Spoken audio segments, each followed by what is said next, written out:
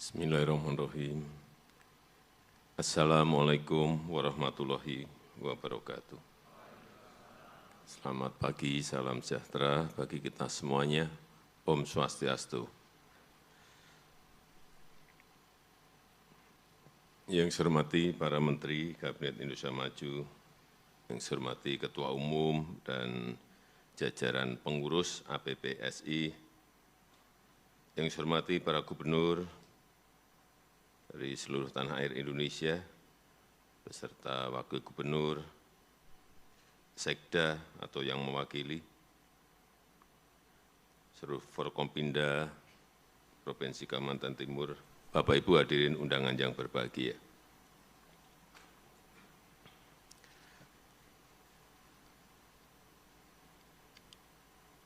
Saya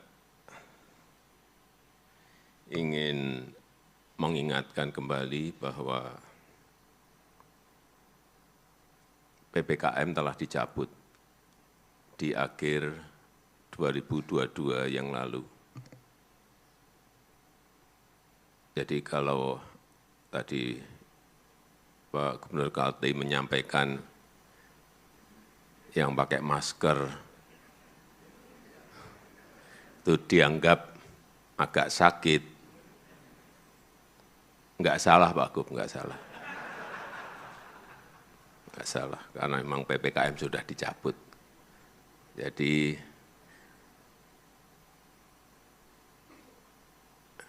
apalagi di luar ruangan,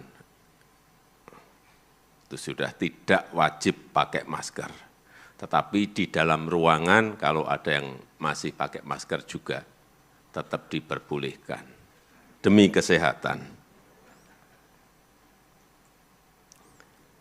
Dan setelah PPKM dicabut, kita harapkan nanti di 2023 ini konsumsi masyarakat, belanja masyarakat itu akan mengalami kenaikan.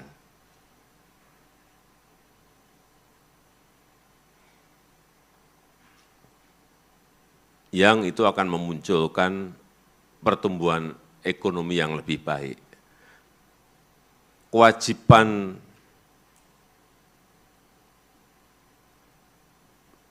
para gubernur adalah bagaimana menjaga agar konsumsi rumah tangga itu terjaga dan meningkat. Kita tahu di 2022 konsumsi masyarakat, konsumsi rumah tangga berada di angka 4,93.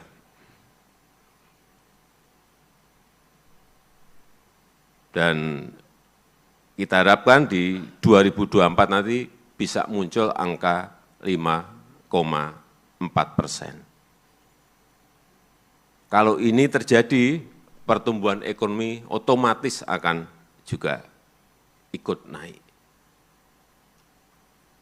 Oleh sebab itu, hal-hal yang berkaitan dengan spending, belanja masyarakat itu jangan sampai ada yang menahan-nahan.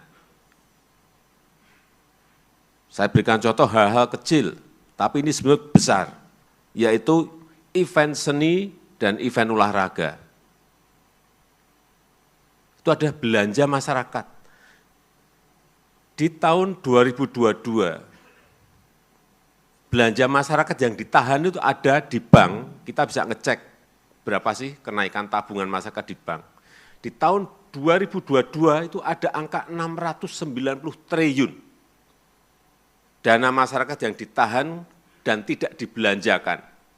Artinya masyarakat ngerem, tidak ingin belanja, tidak ingin datang ke restoran, tidak ingin datang ke pasar, tidak ingin datang ke mal, tidak ingin datang ke toko, belanja tidak.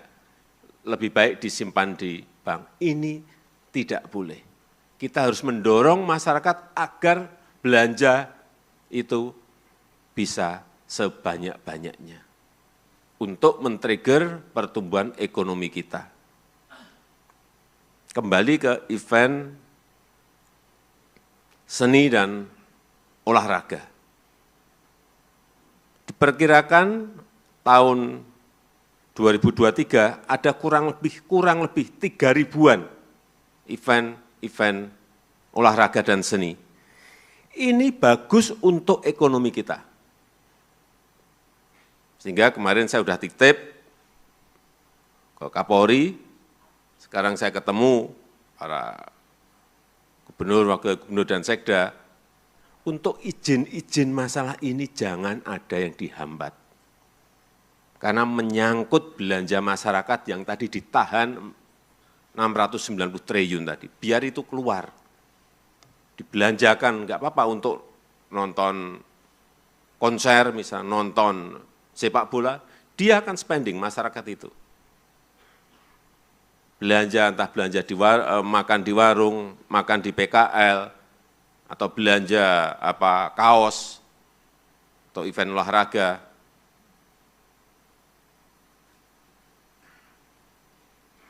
Karena problemnya, setelah saya ketemu beberapa I.O., problemnya kecepatan kita memberi izin itu sangat kurang. 2 hari sebelum hari H, izin baru keluar. 3 hari sebelum hari H, izin baru keluar. Saya kemarin sudah perintahkan kepada Kapolri, izin itu harus sebulan sebelumnya sudah harus keluar. Minimal sebulan sebelumnya harus sudah keluar. Syukur bisa 2 bulan sebelumnya sudah dikeluarkan. Sehingga yang memiliki acara itu bisa mempromosikan acaranya dengan baik, bukan 2 hari sebelumnya, enggak. Baru 2 hari yang lalu kita sepakati itu. Sehingga saya minta Pemda pun juga yang berwenang memberikan izin disampaikan agar juga sebulan sebelumnya. Kemudian juga yang berkaitan dengan wisata desa, wisata di daerah, itu juga buka, jangan lagi ada yang mengerem-ngerem masalah itu. Ini juga menyangkut belanja yang nanti akan menyangkut konsumsi rumah tangga, konsumsi masyarakat. Hati-hati mengenai ini. Kelihatannya sepele, tapi jangan sampai 690 triliun itu tetap ngendon, ditabung di bank. Enggak, itu tidak baik untuk pertumbuhan ekonomi. Perbaiki dan promosikan, enggak apa-apa yang namanya wisata di kampung, wisata di desa, wisata di daerah, promosikan agar masyarakat datang ke tempat-tempat itu untuk membelanjakan uangnya. Dan juga dorong UMKM juga untuk berjualan di situ, agar masyarakat belanja sebanyak-banyaknya. Rumusnya justru kita mendorong masyarakat untuk belanja. Bukan hemat sekarang ini, beda lagi. Karena kita membutuhkan pertumbuhan ekonomi tetap terjaga dan kalau bisa justru naik. Yang kedua yang berkaitan dengan hilirisasi di daerah. Saya sudah sering menyampaikan ini. Tapi yang sering saya sampaikan ada hilirisasi di tambang, minerba. Enggak, hilirisasi itu bukan hanya di situ saja. Hilirisasi itu ada di perikanan, hilirisasi itu ada di pertanian. Jangan hanya berpikir hilirisasi ada di nikel, di tembaga. Di perikanan, pertanian, perkebunan memiliki potensi yang besar juga. Dan semua daerah memiliki ini semuanya. Kecil-kecil. Contoh misalnya kelapa. Kelapa muda dijual butiran paling 10.000, 15.000. Kalau jadi kayak di Thailand menjadi kokotam itu, dikupas sedikit aja, sudah jadi 45.000, 50.000, 3 kali lipat. Hanya urusan mempercantik kemasan saja. Kita bukan bisa, sangat bisa melakukan itu, daerah sangat bisa melakukan itu, dan rakyat sangat bisa melakukan itu. Dorong untuk ke sana. Ini contoh-contoh kecil.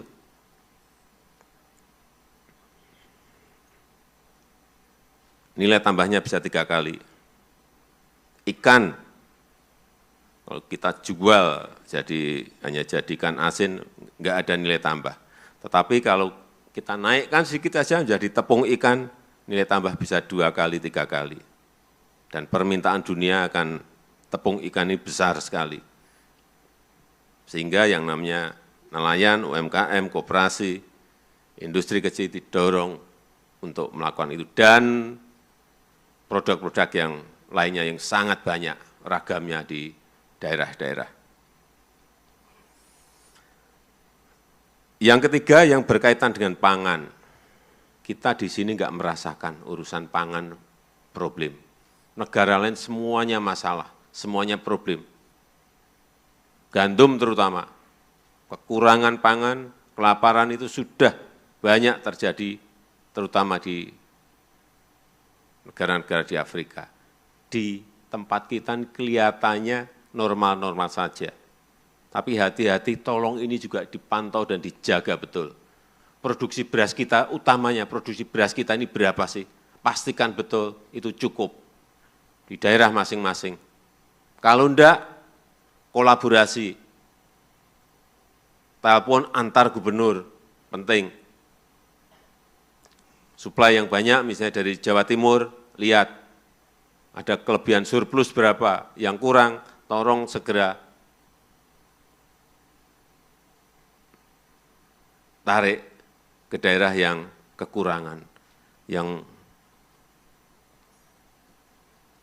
jangan sampai yang terjadi pasokannya enggak ada. Jaga pasokan, jaga harga. Kenapa saya sekarang setiap ke daerah, saya cek ke pasar, lihat ke pasar, meskipun satu atau dua pasar, saya ingin mengontrol dan memastikan bahwa barangnya itu ada. Kalau barangnya ada, yang kedua, harganya benar atau enggak benar, karena menyangkut inflasi.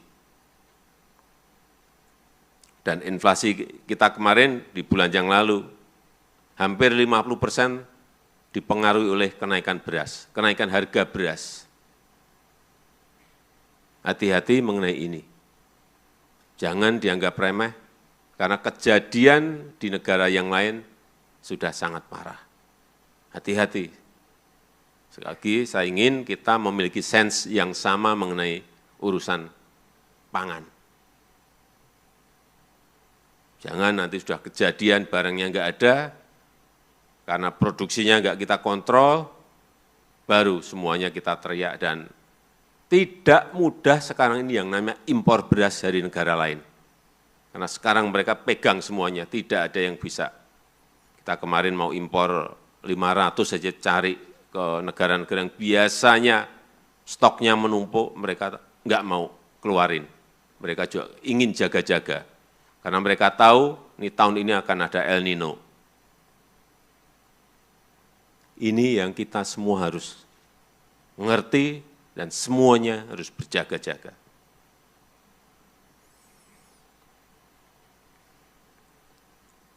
Yang keempat, perlu saya ulang lagi mengenai belanja produk dalam negeri. Agar tahun ini ditingkatkan, kita memiliki peluang kurang lebih 1.100 triliun. Dan di tahun 2022 realisasi di angka 762 triliun. Masih ada peluang untuk meningkatkan itu, agar kita bisa membantu UMKM kita naik kelas. Ini tolong juga didorong terus agar daerah, kabupaten, kota mau belanjakan APBD-nya untuk membeli produk dalam negeri. Yang kelima, saya ingin mengingatkan kembali karena sudah juga bolak-balik saya sampaikan mengenai iklim investasi. Kunci pertumbuhan ekonomi semua negara sekarang ini yang paling penting hanya satu, bagaimana investasi itu masuk. Dan semua negara memperebutkan yang namanya investasi. Enggak ada negara yang semua berebut investasi. Oleh sebab itu, tolong dicek kembali, cek kembali mengenai kemudahan perizinan. Cek kembali, karena kita dalam prakteknya masih lama.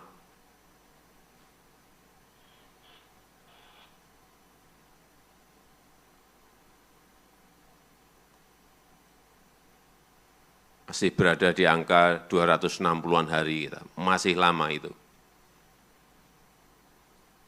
Hitungannya itu harusnya, kalau yang namanya izin, sudah zaman digital seperti ini harusnya jam.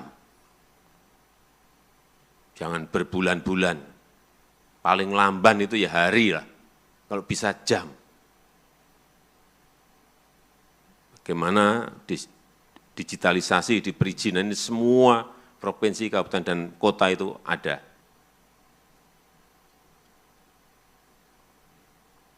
Dan yang terakhir saya ingatkan kembali mengenai stunting.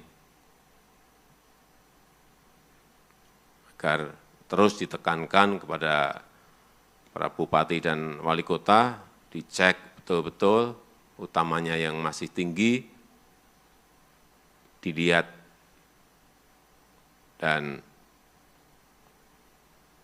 dimonitor, harus ada selalu penurunan setiap tahunnya. Yang terakhir, kemarin Pak Ketua APPSI menanyakan mengenai urusan tenaga honorer, betul Pak? Yang di beberapa provinsi, kabupaten, dan kota masih banyak.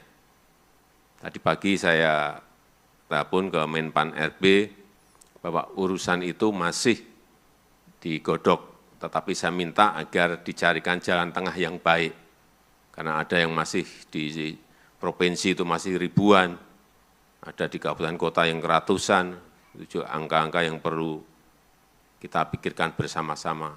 Tetapi saat saya masih wali kota, itu sebetulnya sudah 100% di stop. Saya nggak tahu kok muncul lagi, bisa ribuan lagi.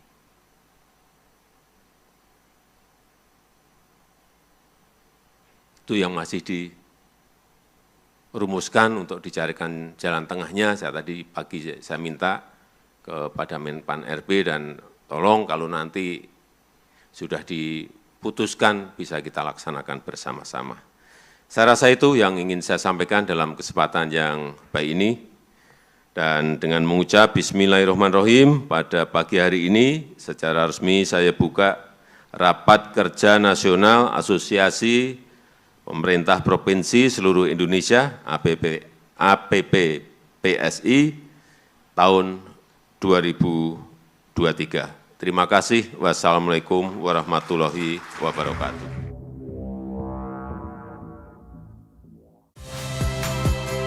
Saya Nitya Anissa. Saksikan program-program Kompas TV melalui siaran digital, pay TV, dan media streaming lainnya. Kompas TV, independen, terpercaya.